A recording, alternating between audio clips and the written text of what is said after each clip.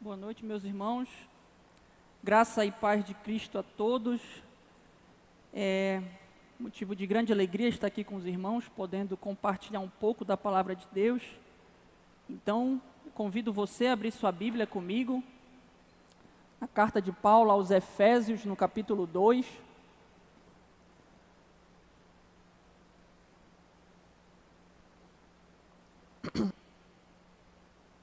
De Paulo aos Efésios, no capítulo 2, versículo 19 ao versículo 22, diz o seguinte: Assim, já não sois estrangeiros e peregrinos, mas concidadãos dos santos, e sois da família de Deus, edificados sobre o fundamento dos apóstolos e profetas, sendo Ele mesmo, Jesus Cristo, a pedra angular, no qual todo o edifício bem ajustado cresce para santuário dedicado ao Senhor, no qual também vós juntamente estáis sendo edificados para a habitação de Deus no Espírito. Vamos orar. Senhor, nosso Deus, nosso Pai, aqui está, Senhor, a Tua palavra, ó Pai. Te pedimos agora, Senhor, que fale ao nosso coração, que Teu Espírito Santo ilumine a nossa mente e nos faça compreender, Pai, aquilo que Tu estás revelando a nós. É o que nós te pedimos e desde já te agradecemos. Amém. Bem, a carta de Paulo aos Efésios, escrita por Paulo entre 60 e 62 depois de Cristo, muito provavelmente foi escrita durante a primeira prisão do apóstolo em Roma. Você encontra esse relato lá em Atos 28, do 16 ao 31. Por isso, tradicionalmente, essa carta, junto com a carta aos Filipenses, aos Colossenses e a Filemon, são conhecidas como as epístolas da prisão. Geralmente, essa carta é dividida em duas grandes seções. A primeira, que vai do capítulo 1 ao capítulo 3, apresenta uma exposição detalhada dos privilégios dados à igreja em virtude da sua posição em Cristo. A segunda parte, do capítulo 4 ao capítulo 6, apresenta as implicações terrenas de tal posição em Cristo. Colocando de outra forma, podemos dizer que a primeira parte da carta, ela foca em mostrar quem os crentes são em Cristo. Já a segunda parte visa mostrar quais as implicações práticas que essa posição traz a eles.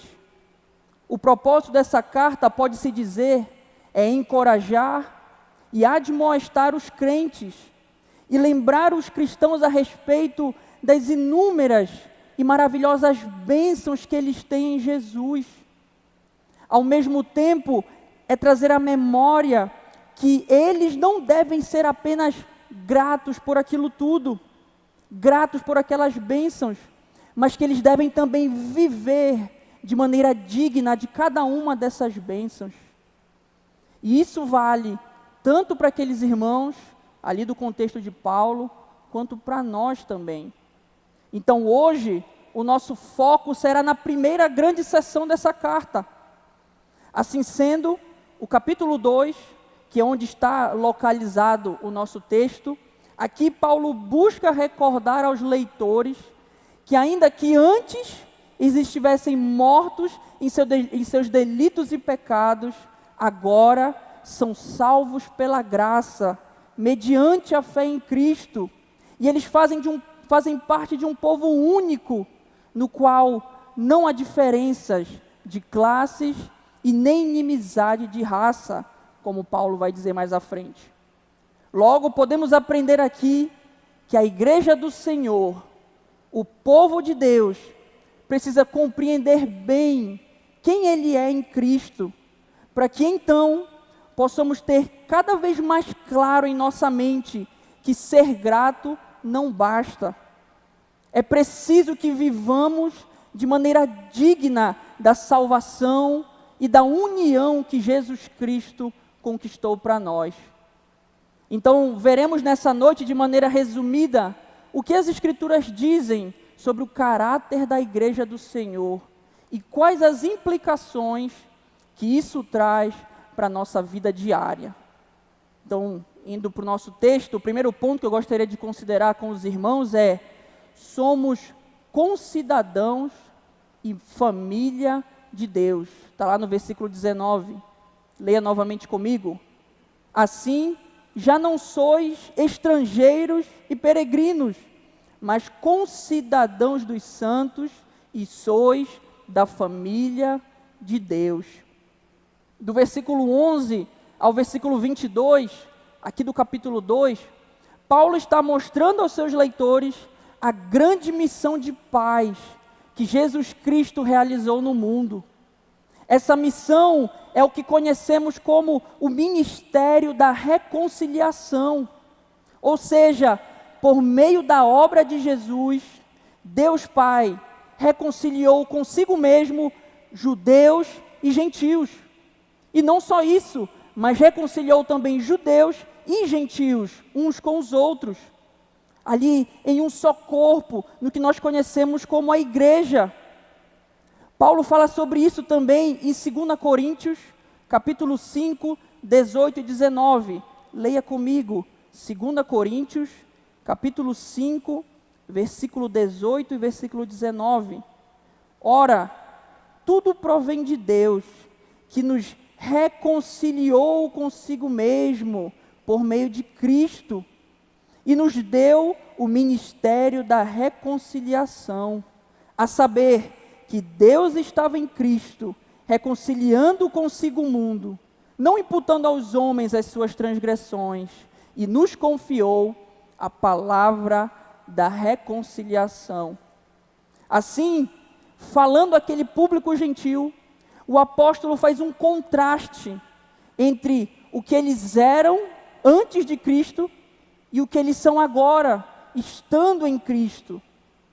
Quando lemos versículos 11 e 12, aqui do capítulo 2, vemos que os gentios eram um objeto de desprezo pelos judeus. Esse desprezo chegava ao ponto, como dizem alguns historiadores, que na visão de um judeu, o simples fato de dele entrar na casa de um gentio, o tornava impuro cerimonialmente. Ao mesmo tempo que os gentios eram objeto de desprezo, eles também são mostrados como falidos, perdidos espiritualmente. Uma frase marcante aqui no versículo 12, e que resume muito bem a situação espiritual daquele povo, era que eles estavam sem Cristo. Você consegue ler isso no versículo 12? Eles estavam perdidos, sem esperança, fadados à morte eterna. Porém, quando nós olhamos para o versículo 13 a 18, nós vemos o outro lado. Lemos no versículo 13: mas agora em Cristo Jesus, vós que antes estáveis longe, fostes aproximados pelo sangue de Cristo. Aqueles homens que antes estavam perdidos e sem esperança, agora em e por causa de Cristo, foram reconciliados, tanto com os judeus, mas principalmente com o Deus da qual estavam separados. Por isso Paulo pode afirmar com convicção o que ele afirma nos versículos 17 e 18 aqui do capítulo 2. Ele diz: ele, Jesus, veio e anunciou paz a vocês que estavam longe e paz aos que estavam perto, pois por meio dele, tanto nós como vocês temos acesso ao Pai por um só Espírito. Tendo tudo isso em mente, os versículos 19 ao versículo 22 concluem esse argumento, mostrando que, uma vez que Cristo, por meio da sua morte, reconciliou com Deus tanto os gentios quanto os judeus, de maneira que agora ambos têm acesso ao Pai por meio do Espírito Santo, não pode e nem deve haver qualquer tipo de inimizade ou desigualdade entre aqueles dois grupos. Assim, no versículo 19, Paulo afirma que esses homens e mulheres que creram não eram mais estrangeiros ou peregrinos, mas agora, pela obra do Filho de Deus, eram concidadãos dos santos e família de Deus. A palavra concidadão significa um indivíduo que usufrui ou que compartilha da mesma cidadania que outra pessoa. Nesse caso, que compartilha a mesma cidadania dos santos. Esses santos aqui no texto não se refere apenas ao povo formado por cristãos judeus, mas sim por todos aqueles que creem verdadeiramente em Jesus como seu Senhor e Salvador, e foram separados do mundo por Deus e para Deus também. A metáfora que Paulo está usando aqui é da igreja como uma nação a qual os gentios, no passado, eram considerados como estrangeiros, peregrinos, sem direito a nada. Mas agora, por meio da fé em Cristo, eles são concidadãos dos santos, ou seja, podem usufruir das mesmas bênçãos e esperar as mesmas promessas que os crentes de todas as épocas, tribos, línguas, raças, experimentavam e esperavam também. De igual modo, nós, crentes de hoje, também fazemos parte dessa nação, desse povo de Deus. Logo, nós, que um dia nascemos de novo, podemos aproveitar aquilo que os crentes antes de nós aproveitaram. Podemos aguardar com confiança o cumprimento das promessas que os crentes do outro lado do mundo também estão aguardando. Podemos tudo isso unicamente pela fé em Cristo e por sua obra de reconciliação entre Deus e os homens. Ainda no versículo 19, os crentes são chamados também de família de Deus. Saindo da metáfora da nação sobre um povo, Paulo agora mostra que o povo de Deus, a igreja do Senhor, é também uma família. Mais do que apenas concidadãos.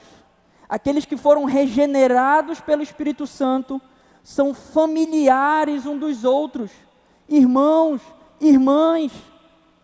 Não importa se são judeus, gentios, ou qualquer outro tipo de raça, tribo, ou o que quer que seja.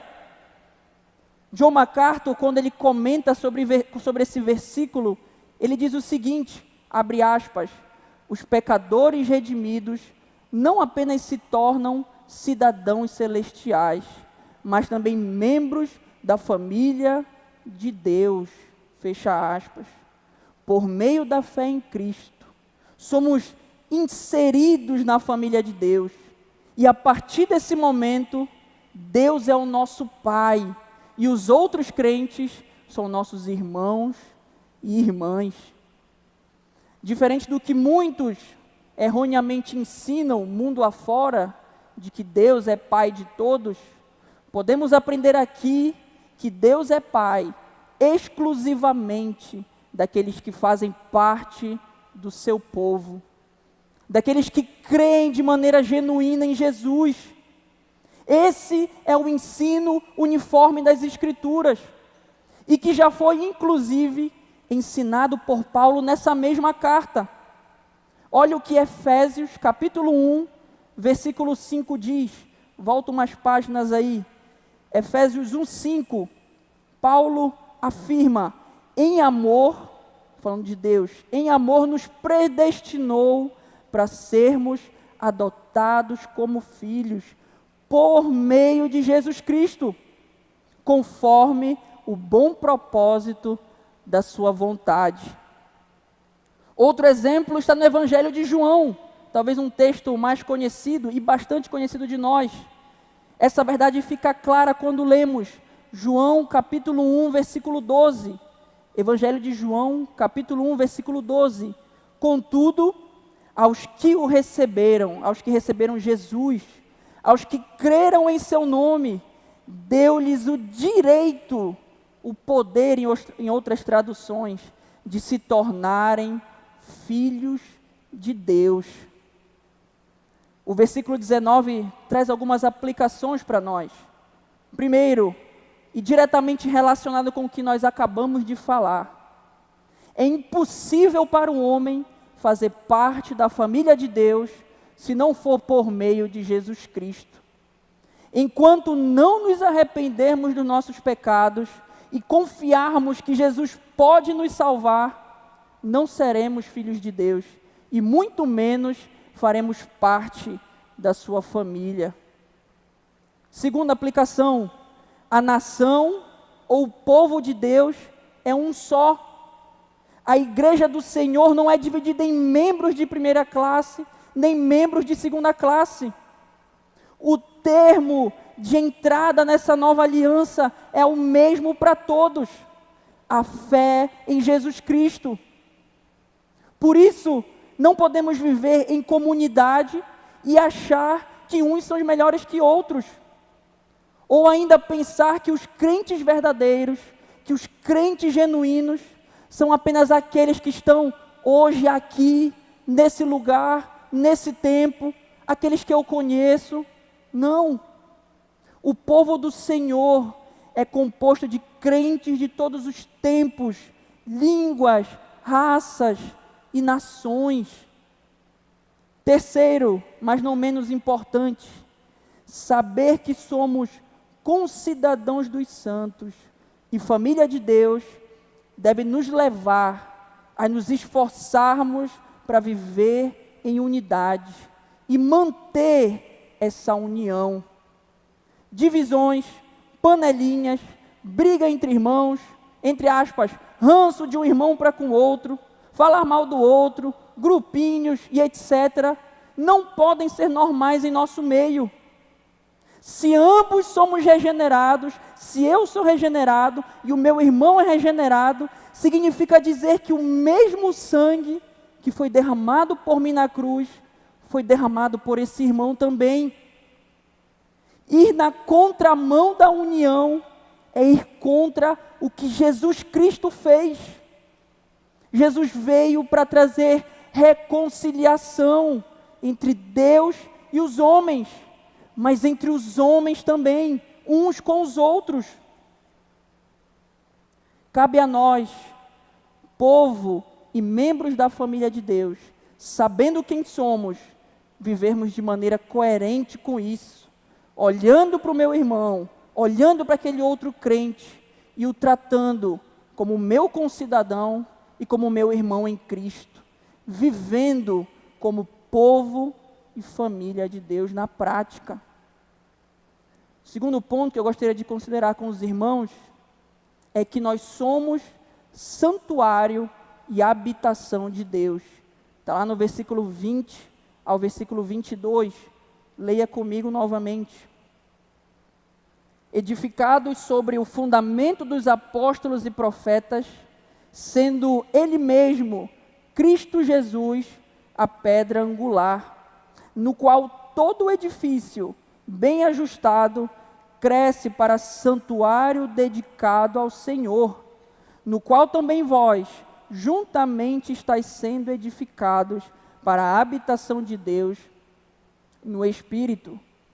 Na continuação do texto, Paulo vem agora falar sobre qual é o fundamento do povo e da família de Deus, e mostrar que junto a isso, a igreja do Senhor é vista também como um santuário, habitação do próprio Deus. Ao lermos o versículo 20, o apóstolo nos mostra que a igreja do Senhor é edificada, construída sobre o fundamento dos apóstolos e profetas, sendo Cristo Jesus a pedra angular. Essa expressão, fundamento dos apóstolos e profetas, aqui referida, pode ser entendida como o ensino de Cristo, ou o ensino apostólico. Esse ensino foi ministrado e propagado na igreja primitiva por homens que foram especialmente escolhidos por Deus para esse ofício, a saber, apóstolos e profetas, conforme nós podemos ler mais à frente aqui na carta, em Efésios 4, 11 e 12. Efésios 4, capítulo 4, versículo 11 e versículo 12. E ele, Deus, designou alguns para apóstolos, outros para profetas, outros para evangelistas e outros para pastores e mestres, com o fim de preparar os santos para a obra do ministério, para que o corpo de Cristo seja edificado. Os apóstolos, aqui descrito no texto, são justamente os 12 discípulos de Jesus, acrescentando aqui Matias, que substituiu Judas, e Paulo também. Esses homens foram enviados, comissionados pelo próprio Cristo, e alguns deles ainda foram usados, inspirados pelo Espírito Santo, para escrever a palavra de Deus, nesse caso, o Novo Testamento. Já os profetas não eram aqueles cristãos comuns que possuíam o dom de profecia, mas homens especialmente comissionados pela igreja primitiva. O ofício de profeta, continua John MacArthur, parece ter sido exclusivamente para o trabalho na congregação local. Eles algumas vezes contaram a revelação prática e direta da parte de Deus para a igreja, como se vê em Atos, capítulo 11, 21 a 28, ou expuseram a revelação já dada. Entretanto, diferente dos apóstolos, esses homens aqui, os profetas, chamados de profetas, não foram usados na composição das Escrituras. Ainda no texto, lemos também que Jesus é a pedra angular. Esse termo, pedra angular, significa literalmente a pedra de importância fundamental em uma estrutura, na qual todo o resto da estrutura se apoia nela. Ou ainda, temos a imagem da pedra principal, que ficava na posição mais alta na construção de arcos. Nesse exemplo, essa pedra era responsável por impedir que aquela estrutura viesse abaixo, que aquela estrutura ruísse. Ao apresentar Jesus dessa forma, Paulo está nos mostrando que em um nível profundo, Jesus Cristo é a peça fundamental, principal, dentro da estrutura que é a igreja. Peça essa que é indispensável, porque sem ela, tudo ruiria. Resumindo tudo isso que falamos, podemos aprender que Cristo é o fundamento da igreja. Porém, foram os apóstolos e profetas que lançaram o fundamento através das doutrinas que ensinaram sobre a pessoa e obra de Jesus. Podemos ver isso também em 1 Coríntios, capítulo 3, versículo 10 e 11. Acompanhe comigo, 1 Coríntios, capítulo 3, versículo 10 e 11. Paulo falando: conforme a graça de Deus que me foi concedida, eu, como sábio construtor, lancei o alicerce, a mesma palavra para fundamento, lancei o alicerce e outro está construindo sobre ele.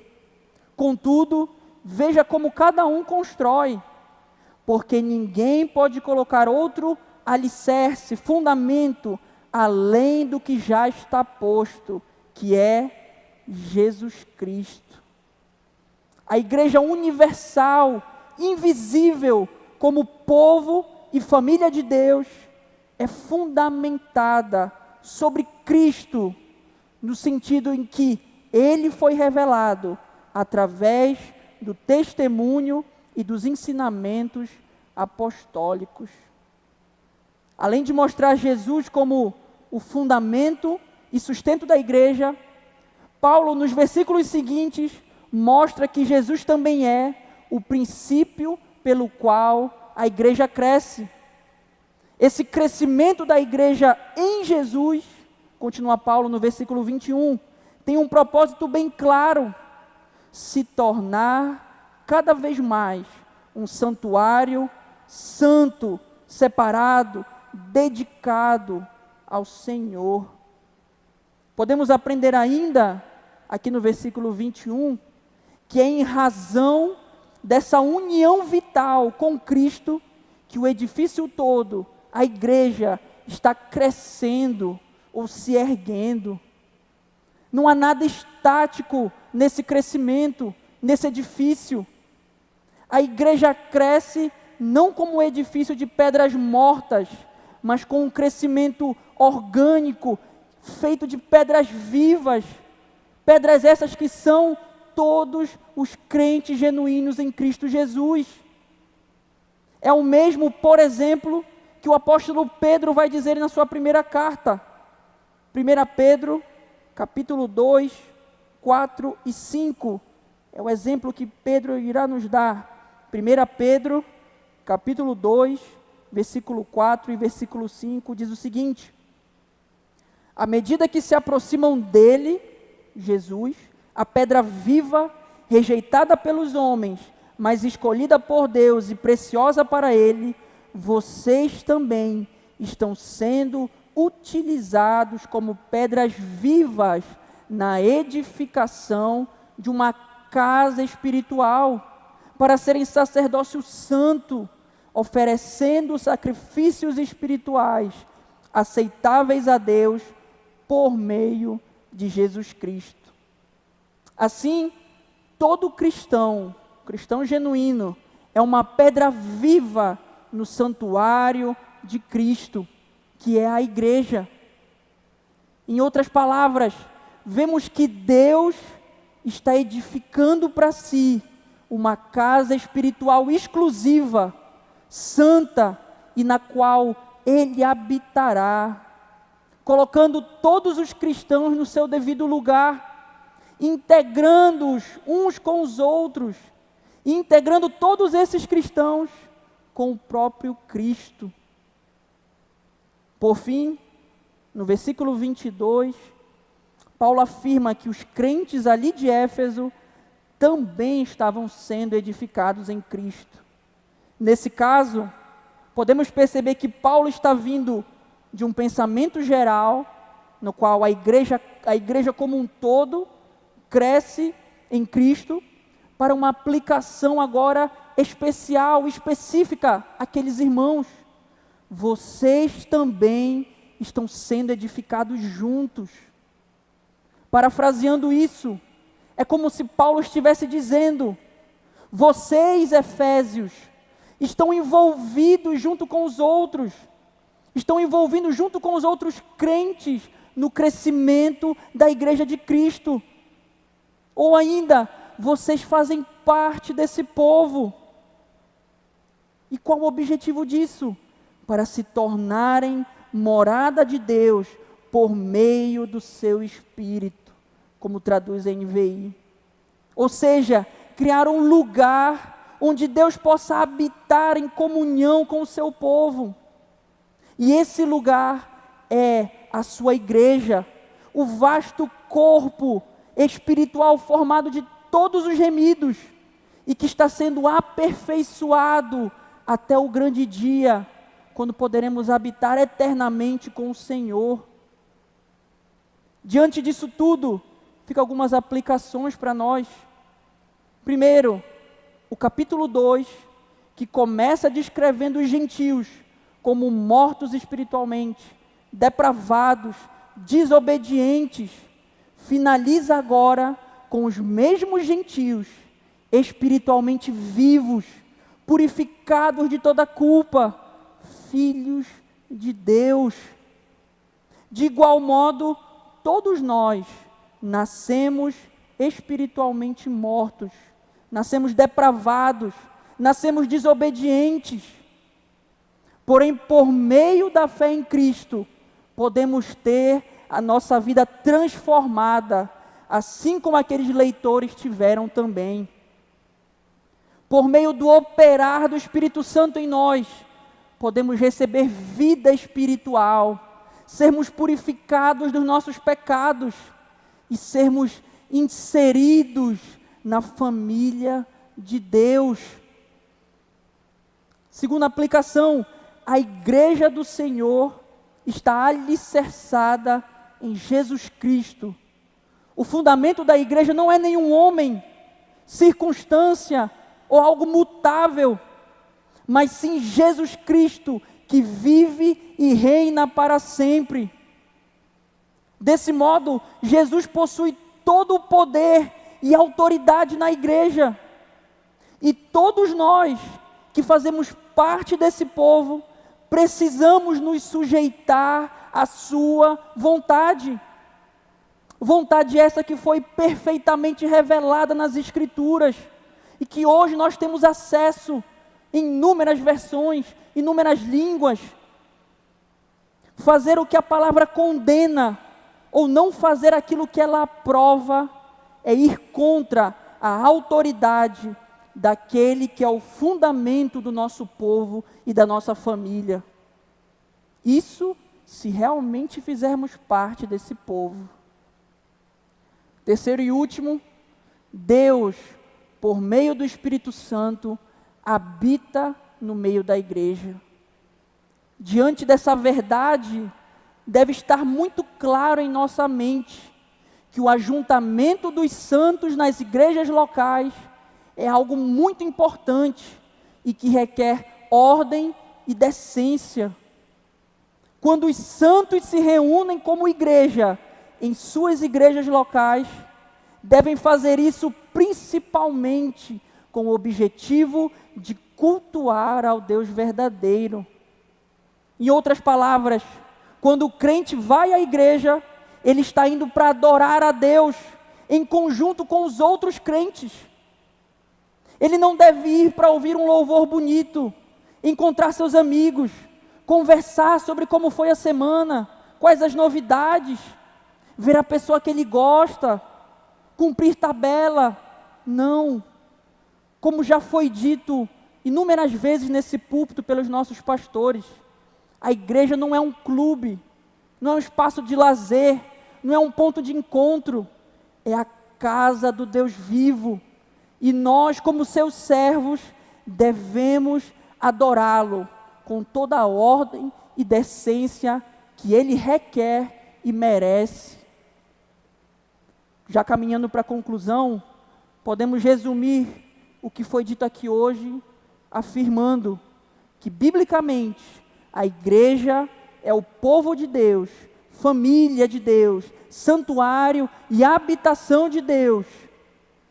Ela tem como fundamento Jesus Cristo e o ensino a seu respeito. Somos acrescentados a esse povo universal por meio da fé em Cristo. E quando isso é feito, o Espírito Santo nos reúne em comunidades locais, onde cada membro, lavado e remido pelo sangue de Jesus, possui direitos e deveres, possui bênçãos para usufruir, mas responsabilidades para cumprir também. Sabendo agora o que somos em Cristo, que possamos viver de maneira prática a união do povo de Deus e que Ele nos ajude. Amém. Vamos orar novamente. Senhor nosso Deus, nosso Pai, graças te damos, Senhor, pela Tua palavra exposta diante de nós, Senhor. Muito obrigado, Senhor, porque Tu és um Deus vivo e que fala com aqueles que são Teus, Senhor. Te pedimos agora, nesse momento, ó Pai, aplica, Senhor, a Tua palavra em nossos corações, ó Deus. A começar por mim, Senhor, me ajuda a viver uma vida transformada, Pai. Uma vida que preserva, que mantém, que busca a união do Teu povo, Senhor. Nos ajuda, ó Deus, a estarmos reunidos como santos, Senhor, nessa igreja, não somente para ouvir, para ver, mas nos dá esse senso de responsabilidade, Senhor. nos faz entender, a começar comigo, que precisamos viver na prática, precisamos atuar e servir uns aos outros, ó Pai.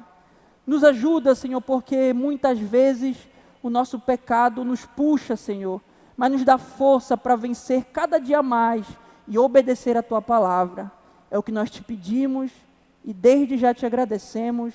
Amém.